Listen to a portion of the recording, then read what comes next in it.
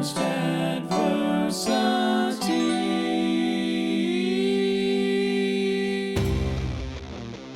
We're going to talk about goalposts, specifically the movement of goalposts. In recent years, the sales numbers for comic books has continued to rise, year after year. I expected that in 2020, though, that the numbers would be abysmal due to the pandemic and the lockdowns and people just generally not having a whole lot of extra income to spend. And I'm sure Comicsgate was counting on that as well, so that they could use that as proof that SJWs are destroying my comics. But when the numbers for 2020 were released, I think everybody was surprised to see that not only was the numbers really good, they were higher than 2019, which were higher than 2018, which were higher than 2017. And this created a dilemma for Comicsgate. How do you keep pushing your agenda that the comics industry is dying and using outrage clicks to translate into donations for their independent projects when the industry is so clearly not dying? In fact, pretty much every year since the inception of Comicsgate, comic book sales have risen. That poses a problem for their brand. Eventually, fans might start to catch on and the cash flow will dry up. A new narrative had to be created. Enter Manga versus comics. So, is Manga outselling American superhero comics? Yes, it is. But as always with the Comicsgate crowd, they're ignoring or perhaps don't comprehend the context around this fact. See, everything that they say and do is dedicated to one goal and one goal only: to convince people that comics are dying and that it's because of the SJW woke boogeyman. The truth, of course, is not so simple at all. And they rely on that fact to create outrage, which again translates into donations for products that often don't get completed or fulfilled. See my Richard Meyer video for more on that. Yes, Manga outsells American superhero comics, which is a trend that began over a decade ago. I personally don't give a shit about Manga, but I have friends who do, and I can definitely see the appeal even if I don't personally prefer it. It's valid. It's a valid form of comics media. Honestly, I really don't see much difference between the two in general. Of course, the formats are different, the styles are different, but both are, graphic novel formats with, narratives and fantasy elements and sci-fi narratives and stuff like that. To me, they're all comics. They're all part of the comics market. And the market sees it that way too. Superhero comics and manga are both included in the same overall market. Many of the same retailers sell both. Many fans are fans of both. It's arbitrary to pit one against the other, which is why nobody bothered to whine about it until it became necessary for their agenda, to keep people convinced that the sinister wokies are killing comics or whatever. So if manga and comics are both part of the same market, why the panic? Are they just concerned about superhero comics, not the industry as a whole? Either way, the goalposts have shifted by design of Comicsgate and the handful of propaganda outlets that regurgitate their agendas. With manga, entire stories are collected into fairly inexpensive, huge volumes, making it easier for casual readers and new fans to jump in without a lot of priming. Each manga series is a new, complete story, whereas superhero comics, even when beginning a new story, often pick up on crucial threads from previous stories. That makes manga a great entry point for new readers. But that's not all that's at play here. Manga, despite outperforming comics, is not the dominant force in the comics and graphic novel market. Kids' comics are, juvenile fiction, but you don't hear Comicsgate crying about that. Why? Because as opposed to manga, it's not convenient to their narrative and financial goals. Juvenile fiction has risen in sales a lot recently, and these books cater to an enormous demographic with parents with lots of disposable income. This demographic is much larger than comics and manga. One thing Comicsgate doesn't want you to consider is that comics, most comics, including manga, are mostly targeted at younger audiences. Comicsgate feels entitled to have stories cater to them because they grew up on superheroes and seem to think that, the comics should have matured along with them. That's asinine and, ironically, immature. But Comicsgate isn't known for their sophisticated perspective.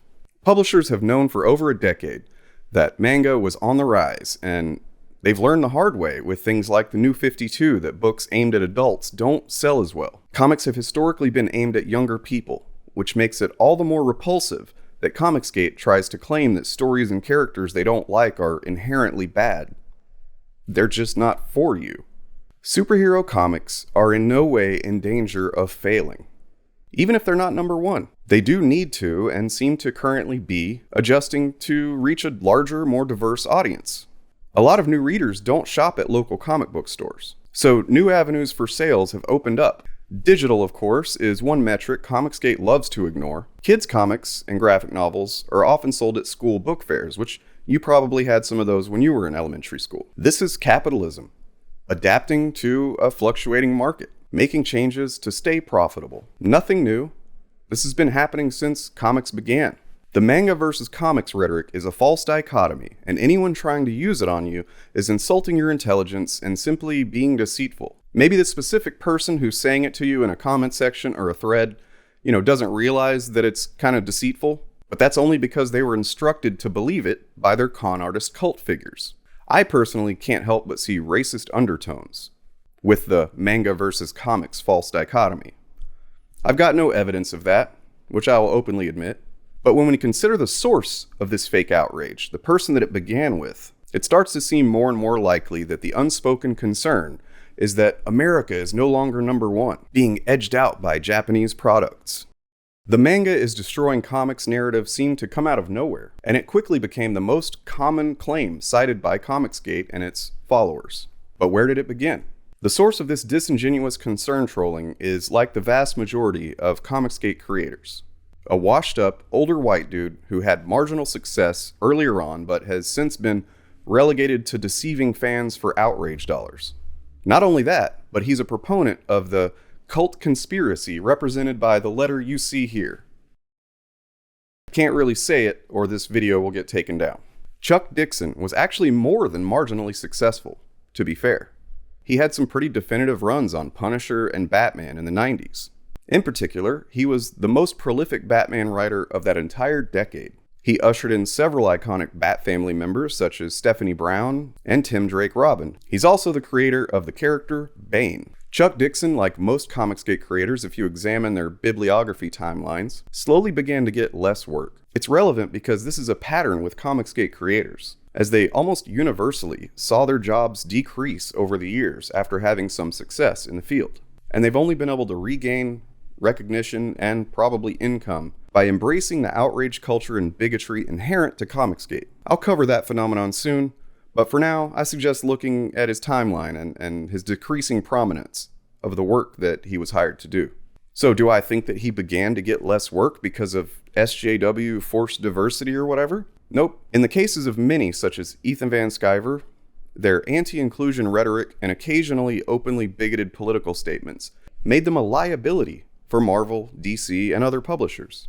I don't believe people should be punished for their political views necessarily, but when those views become hateful, volatile, abusive, or in Chuck Dixon's case, delusional and anti-Semitic, I don't blame companies one bit for distancing themselves from them. Not to mention, their best work was often way behind them by the time that they started sucking the clit of Comicsgate. These are once talented men who coasted on their best work for years, never challenging themselves to grow in their profession.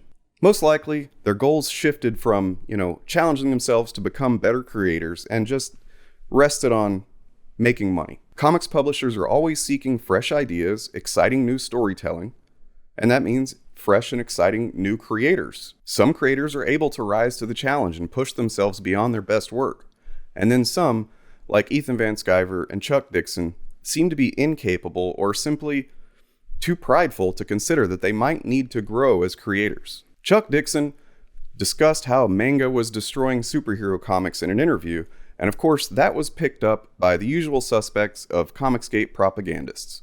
Bounding into Comics, Bleeding Fool, etc. And look for profiles on those sites soon. I'm coming for you, Avi Green, you piece of shit. Now I said Dixon's views are delusional, and I hinted at the connection. And this isn't just speculation. He's very clearly a proponent of that cult fever dream. He has a creator-owned title from 2019 being clearly branded as part of the manufactured anti-Semitic delusion called Alt Hero Q. Was co-written with openly far-right extremist Vox Day. The comic's first arc itself is titled Where We Go One, We Go All, which is the widely known cult mantra spouted by the Trump-centric conspiracists. such as the ones who attempted to violently overthrow our democratic election on January 6th. Considering all this, a picture emerges that's of a washed-up old man who refused to grow as a creator and wanted to ride on his few successes, and when that failed, he started writing terrible novels, not even bothering to get an editor or even a spell checker. And like so many other old white men, when Trump came into prominence, Dixon attached his identity to him and saw a new avenue for income. Not just income, but white male rage. Entitled, feeling that he was owed something, just like so many other Trump supporters. Keeping the company of someone like Vox Day says a lot about his views, not to mention the obvious Q-bait. Chuck Dixon has fallen off hard, and he hasn't even made a name for himself like Van Sciver has. But he doesn't seem to mind as long as he can blame others for his failures, a common pattern among not just Comicsgate creators, but conservatives in general. The people that make these claims, such as Chuck Dixon, Bounding into Comics, etc., have financial motivation to create this false dichotomy. But those who aren't selling comics or trying to crowdfund projects that might never get finished, they just see this as a team sport. And this is just their newest rhetorical tactic. They move the goalposts from comics are dying to this precisely because of those sales numbers. It's a thought-terminating cliche. The numbers absolutely shred their claims of recent years to pieces. Not only are comic sales higher, they're so popular that they sold more during a goddamn pandemic. Most industries saw near ruin from COVID, and the government refusing to help small businesses and regular workers. But comics are what gave people an escape from their lockdowns and constant feelings of impending doom. That fact says far more about the growing interest and the staying power of comic books than any of the insincere claims of washed-up old white men who peaked in the 90s.